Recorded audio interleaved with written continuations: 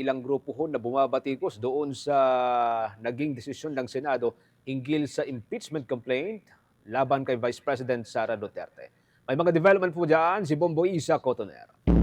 Bombo Genesis, Bombo Jai, nagtipon-tipon muli sa lungsod ng Quezon ang ilang grupo gaya ng Akbayan at Tindig Pilipinas upang ipahayag ang kanilang mariing pagkondena sa naging desisyon ng Senado na pansamantalang i-archive ang impeachment case laban kay Vice President Sara Duterte. Matatandaan sa isinagawang botohan sa Senado, 19 ang bumoto na pabor sa pag-archive.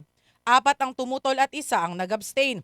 Ayon kay Congressman Percy Sendanya, nakakahiya ang naging desisyon ng Senado at malinaw umano na hindi nito ginampanan ang tungkulin nito sa ilalim ng saligang batas. Giit ni Sendanya, hindi nila ginawa ang kanilang trabaho at sila ay naging Duterte Senate. Kaugnay niyang pakinggan natin ang naging kasagutan ni Congressman Percy Sendanya sa naging pagtatanong ng Bombo Radio Philippines.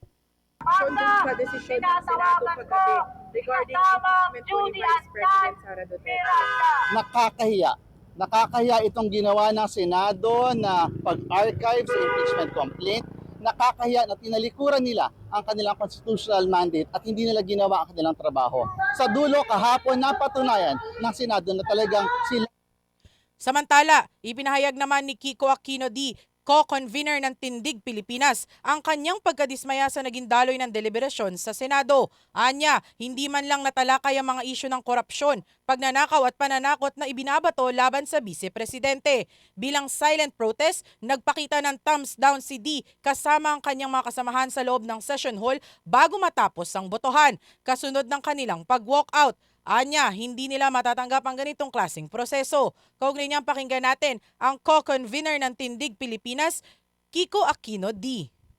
Yung narinig tungkol sa nakita po nating lahat bilang buong bayan natin, nakita natin yung grave threats na binaba ni VP Sara Duterte noong November 2024. Hindi yun pinag-usapan kahit na yung issue at stake po dito ay buhay, no? Parang nagbanta siya ng karahasan, nagbanta siya ng kamatayan, parang hindi ata never pa ata since November binibigyan ng karampatang pansin yung ganong grave threats. So overall po, napaka-disappointing po yung naganap noong gabing yon.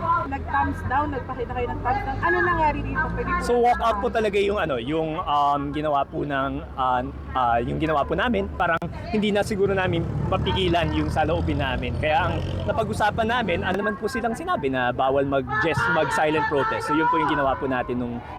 Samantala, umaasa mga grupo na seryosong ikokonsidera ng Korte Suprema ang motion for their consideration na inihain ng Kamara. Panawagan nila, marapat lamang na magkaroon ng malinaw na desisyon hinggil sa mga mabibigat na akusasyon laban kay Vice President Sara Duterte. Kaugnay niyang pakinggan natin muli si Congressman Percy Sendanya at si Kiko Aquino D. pwede nating magawa dito sa ginawang desisyon ng Senado po? Sa ngayon, ang buong bansa ay nakatanaw sa Korte Suprema kung paano nila didinggin yung motion for reconsideration, kung paano nila didinggin ang mayorya ng taong bayan na gustong marinig ang mga ebidensya tungkol sa pagnanakaw at pang-abuso sa kapangyarihan ni VP Sara Duterte. We're anticipating kung ano yung magiging decision nila sa motions for reconsideration. Base doon makikita natin kung ano pa talaga yung bagong patakaran tungkol sa impeachment at base doon ipaplano po natin yung next steps. Dahil again yung pinanggagalingan ng grupo namin, napaka-grave yung mga accusations laban kay VP Sara Duterte, korupsyon, pagnanakaw, karahasan, pagpatay.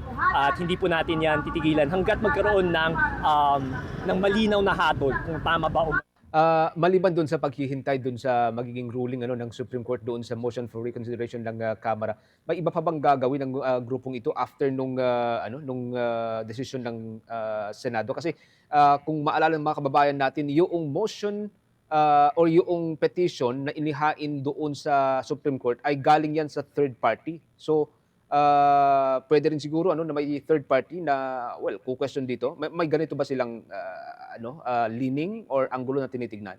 Actually, kanina sa pakikipagpanayam natin sa co-convener ng Tindig Pilipinas na si Kiko Aquino D, isa rin ito sa kanilang hihilingin.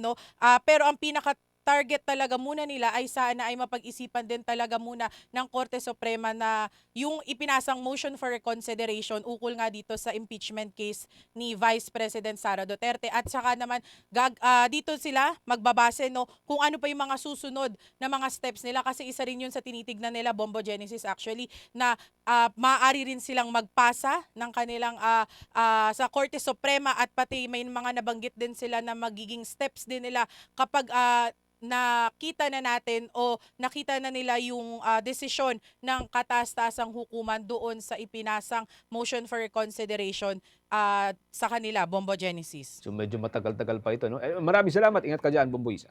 Mula sa lungsod ng Quezon, ito si Bombo Isa Cotoner, and this is Bombo Radio Philippines, the #1 and most trusted source of news and information.